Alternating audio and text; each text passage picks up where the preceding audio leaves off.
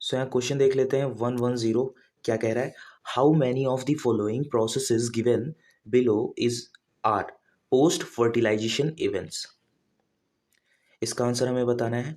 सो जब आप चैप्टर खोलते हैं sexual reproduction in flowering plants, उसमें एक टॉपिक लास्ट में दे रखा है पोस्ट फर्टिलाइजेशन इवेंट्स। अगर आप वहाँ पे देखते हैं, वहाँ पे टॉपिक सीधे सीधे दे रखे हैं। पोस्ट फर्टिलाइजेशन इवेंट में इंडोस्पर्म दे रखा है, ठीक है, एम्ब्रियो दे रखा है, फ्रूट दे रखा है, सीड दे रखा है, ऐसे ही दे रखे हैं, ठीक है। तो इवेंट्स हम देख लेते हैं, पोस्ट फर्टिलाइजेशन इवेंट्स उन्हीं, अगर आपने मेन आपको हेडिंग भी याद है आपको पता चल जाएगा। पोस्ट फर्टिलाइजेशन इवेंट में एम्ब्रियोजेनेसिस, ठीक है। सो यहाँ देख रहे हैं एम्ब्रियो, एम्ब्रियो लिखा हुआ है, सो एम्ब्रियोजेनेसिस होती है, ऐसे ही पता चल गया। अगर आपको सिर्फ हेडिंग भी याद है वहाँ की, काम हो गया। उसके बाद इंडोस्पर्म फॉर्मेशन लिखा हुआ है, यहाँ पे आप देखिए इंडोस्पर्म, सो इंडोस्पर्म फॉर्मेशन हो गया आपका। एंड सीड फॉर्मेशन, ये भी मैंने लिख रखा है सीड, ठीक है, सो ये भी ऑप्शन हो गया। और गैमी ट्रांसफ़र ये नहीं है, गैमी ट्रांसफ़र तो पहले हो जाता है। और गैमिटोजेनेसिस ये भी नहीं होगा, ये तो बहुत ही पहले हो जाता है। So 3 is the right answer. Next question पे चलते हैं। नेक्स्ट क्वेश्चन कह रहा है are essential whorls in flower, ये हमें बताना है। सो आपको भी पता होना चाहिए कि सबसे ज़्यादा एसेंशियल क्या है। रिप्रोडक्शन, ऐसा मैं नहीं कह रहा हूँ, ऐसा ही क्वेश्चन का आंसर कह रहा है। और बायोलॉजी कह रहा है कि ऑफस्प्रिंग प्रोड्यूस करने के लिए जो मेनली जो ऑर्गन्स अवेलेबल होते हैं, जो पार्ट्स होते हैं, वो एसेंशियल है। So androecium and gynoecium is the right answer. Essential whorls in flower क्या हो जाएगा, एंड्रोसियम एंड गाइनोसियम, उनकी आगे जनरेशन बढ़ाने के लिए ये ज़रूरी है, ठीक है। कैलिक्स एंड कोरोला की बात करें, ये नॉन एसेंशियल हो जाएगा, ये आपका आंसर ये होगा। ये कैलिक्स कोरोला गलत हो गया क्योंकि ये नॉन एसेंशियल वॉल्स होंगी।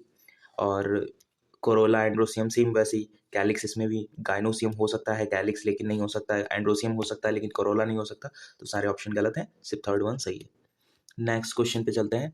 नेक्स्ट क्वेश्चन आपसे क्या कह रहा है, क्वेश्चन कह रहा है इन pollen grain of an angiosperm the vegetative cells is pollen grain of an angiosperm the vegetative cells is, इसका आंसर क्या होगा। Vegetative cells of pollen grain कैसी होती हैं, बिगर होती हैं। सो यहाँ स्मॉल है, गलत। बिगर इन साइज, ठीक है, बिगर इन साइज। और क्या हो सकता है, उसके पास अबंडेंट फूड रिजर्व होता है, उनके पास फूड स्टोर्ड होता है, स्टोर्ड फॉर्म में फूड होगा, ठीक है। उसके अलावा क्या होगा, उसके अलावा लार्ज इरेगुलरली सेव्ड न्यूक्लियस होगा। इरेगुलरली सेव्ड न्यूक्लियस होता है, ठीक है। सो यही ऑप्शन हमारा सही है, ठीक है। बाकी सारे गलत हैं, जैसे कि स्मॉल साइज हो गया, ये गलत है।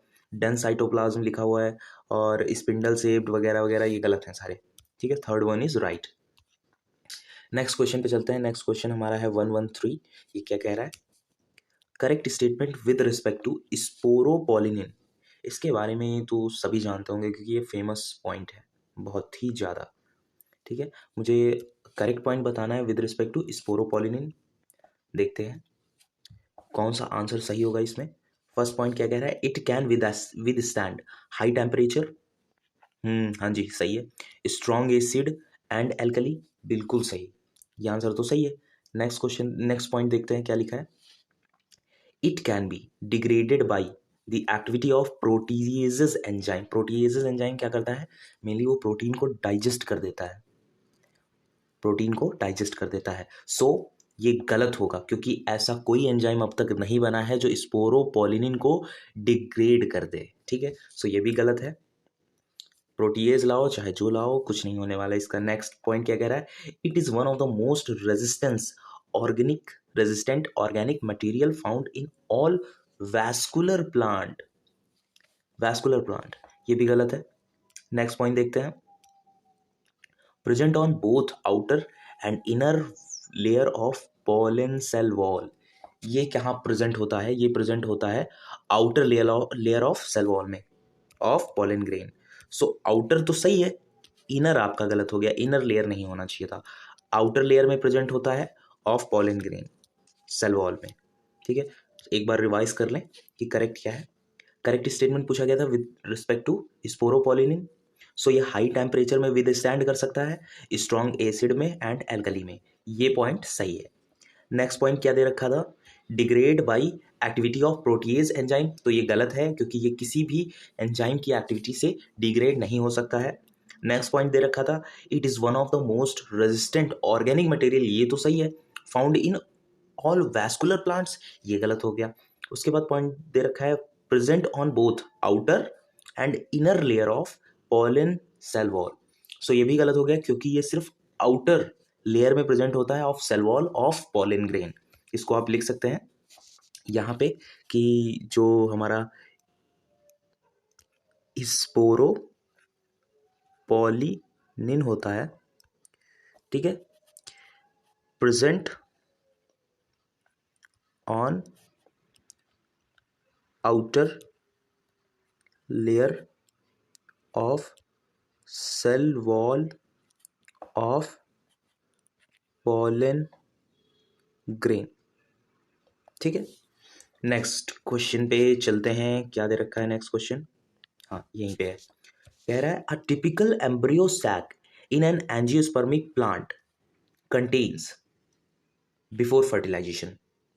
क्वेश्चन समझे, the typical embryo sac in an angiospermic plant, ठीक है, typical embryo sac in an angiospermic plant contain before fertilization, fertilization के पहले क्या होगा, 8 न्यूक्लियाई होंगे, 8 सेल होगा, 6 न्यूक्लियाई होगा या 3 सेल्स होंगे। इसको इरेज कर देते हैं जरा सा। अब क्लियर है मामला, अब देख लेते हैं। सो यहाँ पे क्या आंसर होगा, इसका आंसर होगा the typical embryo sac before fertilization 7 celled and 8 nucleated होता है।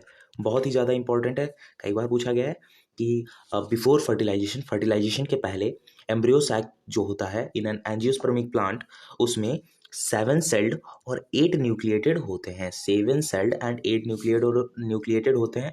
सो 8 nuclei, this one is right answer.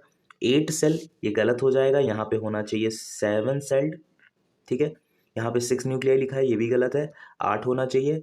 यहाँ पे 8 सेल लिखा है, यहाँ पे भाई 7 होना चाहिए, ठीक है। That's all guys.